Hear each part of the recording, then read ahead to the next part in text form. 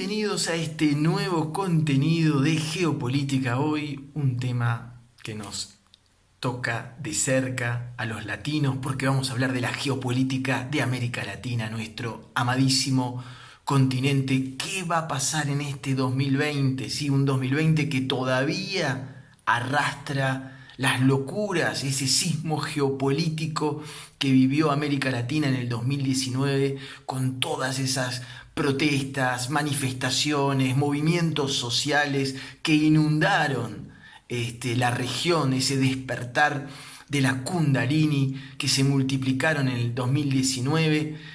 No es de extrañar que este 2020 arranca con una previsión de crecimiento de apenas un 0,2%. Nuestra región se ubica en lo que respecta a los crecimientos económicos de todos los continentes por debajo de todos, ¿sí? Ciertamente hay que reconocer que esta cifra se encuentra muy influenciada obviamente por lo que está pasando en Venezuela, ¿sí? La caída económica de Venezuela arrastra de alguna manera la cifra, el promedio de toda la región. Decíamos que durante el 2019 la región se vio sacudido por unos vientos de protesta casi inéditos en la región.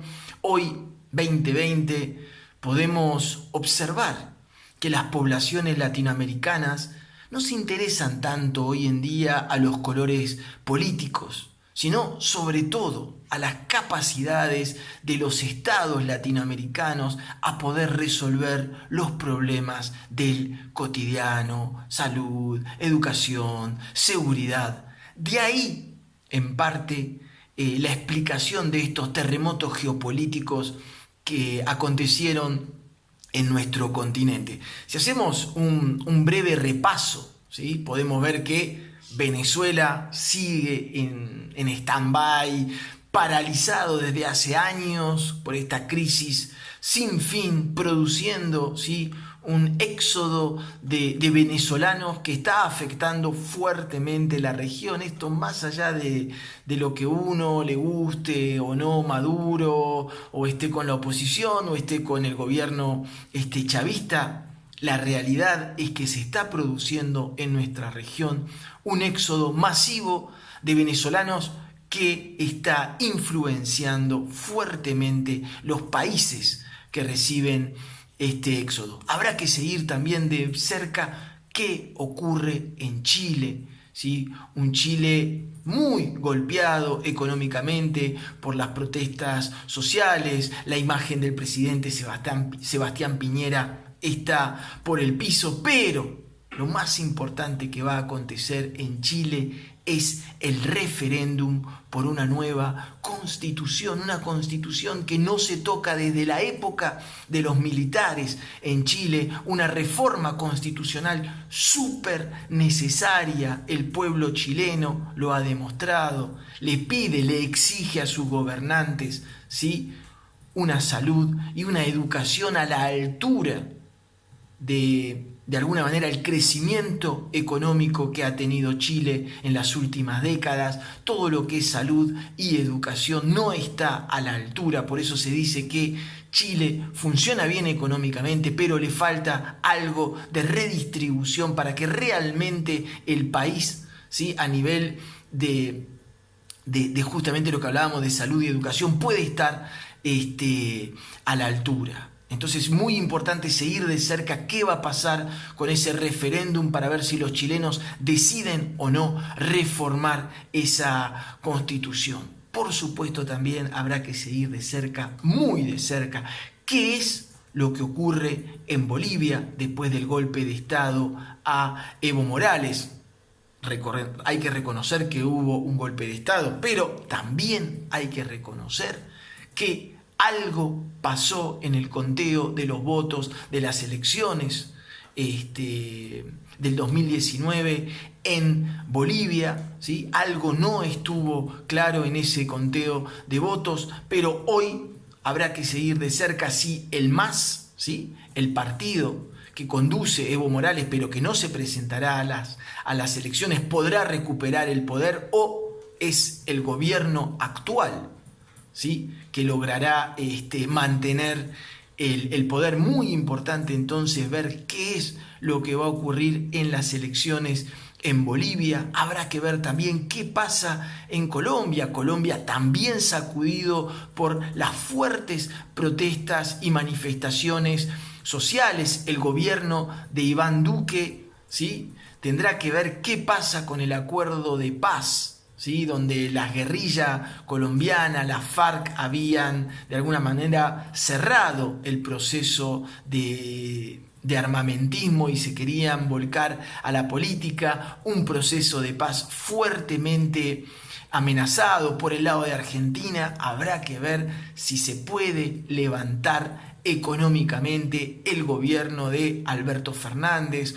Una Argentina muy castigada económicamente, fuertemente dependiente de lo que pasa con el dólar. ¿Podrá Argentina al fin levantarse después de tantos años? También lo veremos. En Nicaragua habrá que ver qué está pasando con el gobierno de Daniel Ortega, un gobierno con que algunos analistas lo califican de bastante peligroso a nivel de autoritarismo. Costa Rica sumergido en un proceso de ingobernabilidad. Perú con sus movilizaciones sociales, también movilizaciones sociales en Ecuador, muy importante. Habrá que ver qué pasa en el triángulo, ¿sí?, en el triángulo norte de América Central, Salvador, Honduras y Guatemala, castigado por violencias, y flujos migratorios muy importantes. ¿Qué pasa con México, con la violencia, con el narcotráfico? ¿Podrá el presidente López Obrador levantar ese gigante latinoamericano que está caído desde tanto tiempo? La verdad que el problema del narcotráfico parece un problema sin fin. Ya lo hemos hablado, el tema del narcotráfico, el tema de la violencia misma en México, la violencia a las mujeres, la cantidad de asesinatos de periodistas que está habiendo en México, muy preocupante. Y para colmo, la economía mexicana no levanta. Del lado de Brasil habrá que estar atento a qué rol va a jugar Lula después de haber sido liberado de la prisión. Un Brasil con una sociedad civil brasilera muy alerta por este ultraconservadurismo de la era Bolsonaro, ¿sí? Un Bolsonaro muy conservador, muy tradicionalista respecto a los derechos humanos, ¿sí? Es muy preocupante la situación de los ambientalistas en Brasil, muy preocupante todo lo que es a nivel de ecología, con el Amazonas, con la deforestación, muy preocupante también a nivel, decíamos, de todo lo que es el género en Brasil, con los derechos de los homosexuales, de la comunidad LGTB, etc. Habrá que seguir de cerca a Brasil, un Brasil que parece haber dejado de un lado el multilateralismo, parece enfocado Brasil en una relación unilateral y privilegiada con los Estados Unidos. Habrá que ver si Brasil decide recuperar este liderazgo regional que Brasil siempre ha tenido. Respecto a Brasil y Argentina, habrá que seguir de cerca las relaciones, cómo funcionan las relaciones entre Brasil y Argentina, porque hubo un cortocircuito inicial entre el presidente Bolsonaro de Brasil y el presidente Alberto Fernández de Argentina. Un Brasil y Argentina que se necesitan mutuamente. Por supuesto que el poderío económico de Brasil es indiscutible frente a lo que es la economía argentina, ¿sí? También habrá que ver de cerca qué sigue pasando en El Salvador con la crisis una crisis institucional iniciada por el presidente de Salvador Bukele porque no le habían aprobado un presupuesto para seguridad, entró con el ejército a la asamblea, en fin.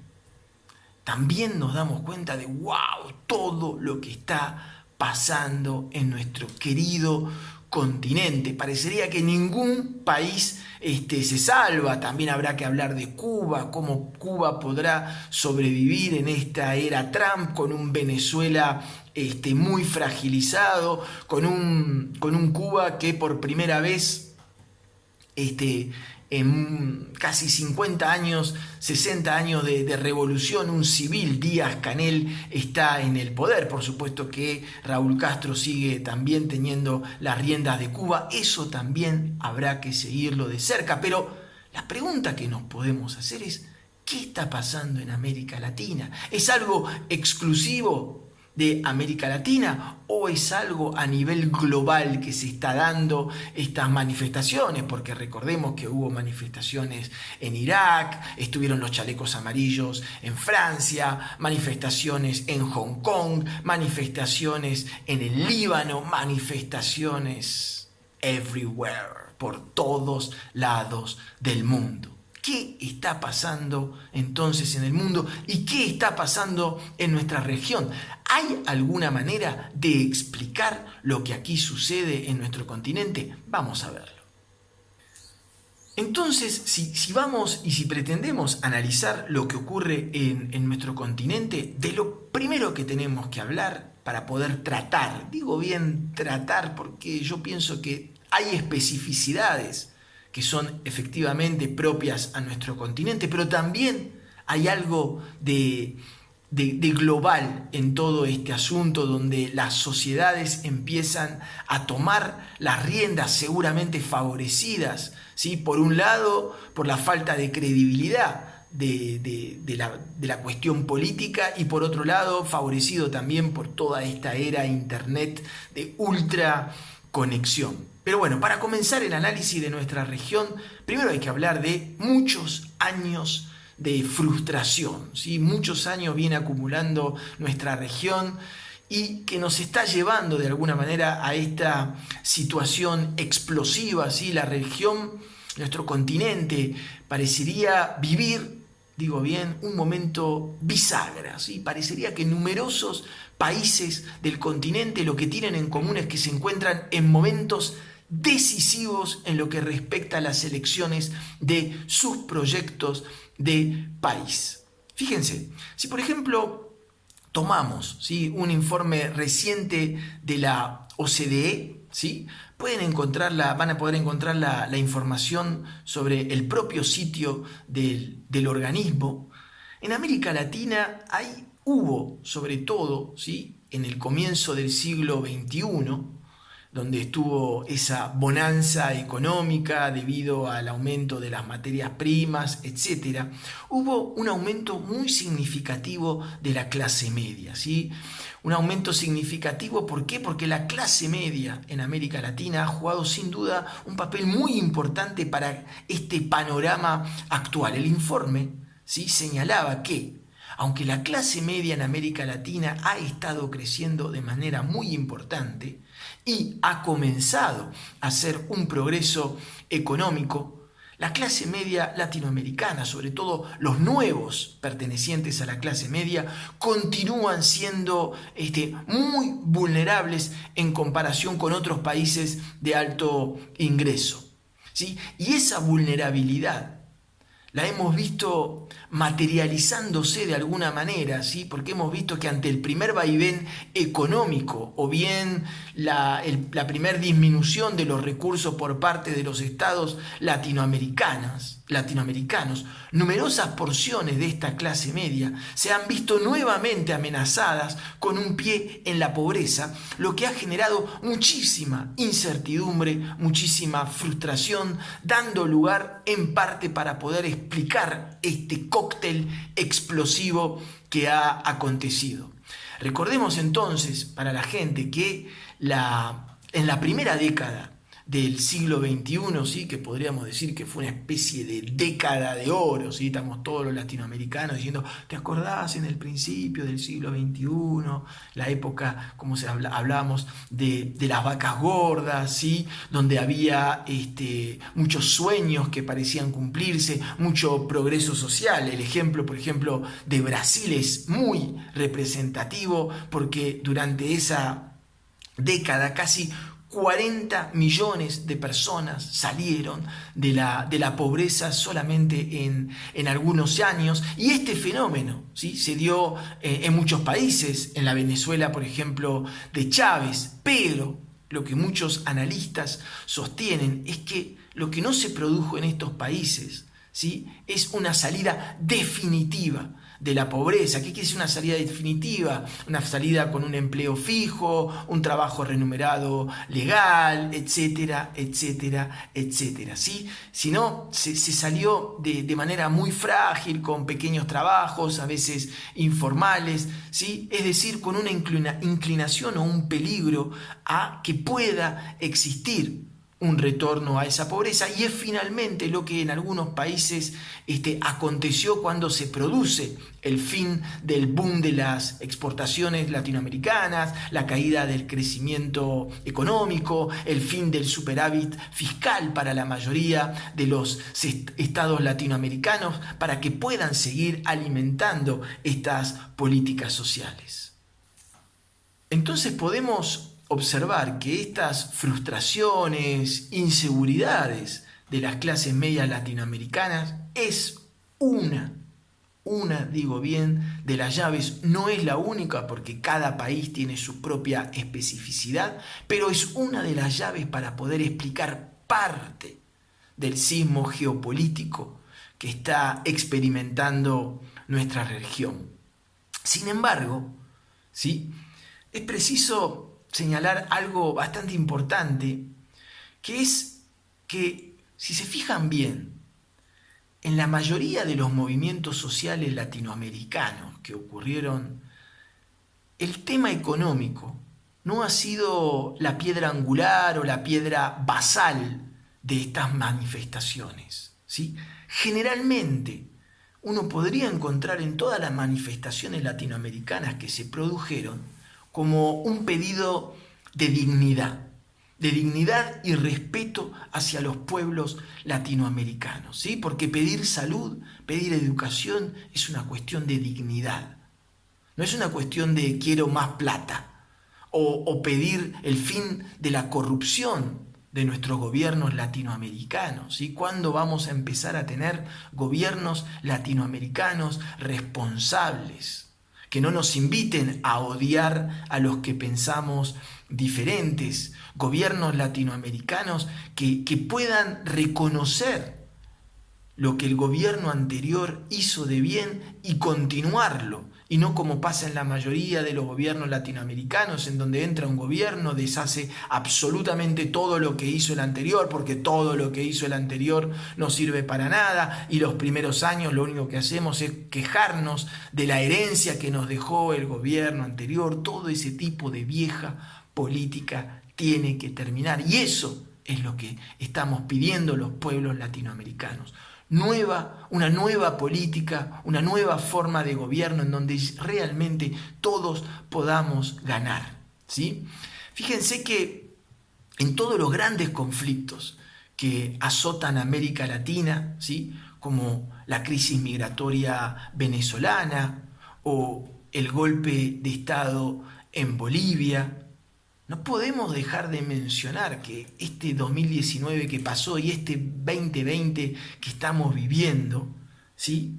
Hay una gran ausencia que nos tenemos que hacer responsables los latinoamericanos, que es, nos está faltando una instancia regional para que los presidentes de América Latina puedan discutir los temas entre ellos, ¿sí? Como lo ha sido en su momento la UNASUR, ¿sí? Un bloque regional en donde hasta hace algunos años los presidentes con distintas visiones regionales, distintas ideologías, se podían sentar alrededor de una mesa a debatir acerca de los problemas de la región. Y hoy tenemos problemas muy serios en nuestra región. El éxodo de venezolanos es un tema serio, lo que pasó en Bolivia es otro tema serio, la ecología es un tema serio, el narcotráfico es un tema muy serio y son todos temas que la única manera de tratarlos es a nivel regional. Hoy, 2020, pensar que uno podría sentar en la misma mesa a Jair Bolsonaro y a Nicolás Maduro parece una locura. Sin embargo, a principios del siglo XXI, ¿sí?, lográbamos sentar en una misma mesa al expresidente de Colombia, Álvaro Uribe, y al presidente de Venezuela, Hugo Chávez. Dos presidentes con una visión política completamente e ideológica completamente diferente, pero pensando en el bien mayor de América Latina, uno lograba que se sienten. Hoy eso parece haber quedado completamente en el pasado. Fíjense, recuerden, ¿se acuerdan en el 2008 cuando Bolivia había tenido una crisis separatista muy importante, ¿sí?, en donde la intervención de la UNASUR apareció como algo providencial para poder apagar este incendio? Qué gran falta nos hace una instancia regional donde los latinoamericanos podamos discutir nuestros problemas, y lo vuelvo a repetir, en donde puedan ser incluidos cualquier tipo de gobierno, tenga una visión liberal, tenga una visión socialista, comunista, whatever, lo que sea, ¿sí? Y para eso, para que podamos tener nuestra instancia regional, ¿sí?, los gobiernos latinoamericanos deben entender que hay problemas que no pueden ser tratados a nivel nacional. Hay problemas que sí se pueden tratar puertas adentro a nivel nacional, pero hay otro tipo de problemas, ¿sí?, como por ejemplo el tema de las fronteras, ¿sí?, el tema de la crisis migratoria, el tema del narcotráfico, ¿sí?, que no se pueden seguir tratando a nivel nacional. Hay que tratarlos a nivel regional porque si no, no se pueden resolver, ¿sí? Fíjense, problema migratorio, por ejemplo, ¿sí?, Chile, que está tan alejado del resto y que se encuentra en una situación alejada, hoy en día está recibiendo un flujo migratorio de gente proveniente de Haití y de Venezuela que está causando un gran revuelo en la sociedad chilena con principios de focos de xenofobia, ¿sí? Son todos problemas que hay que arreglarlos entre nosotros.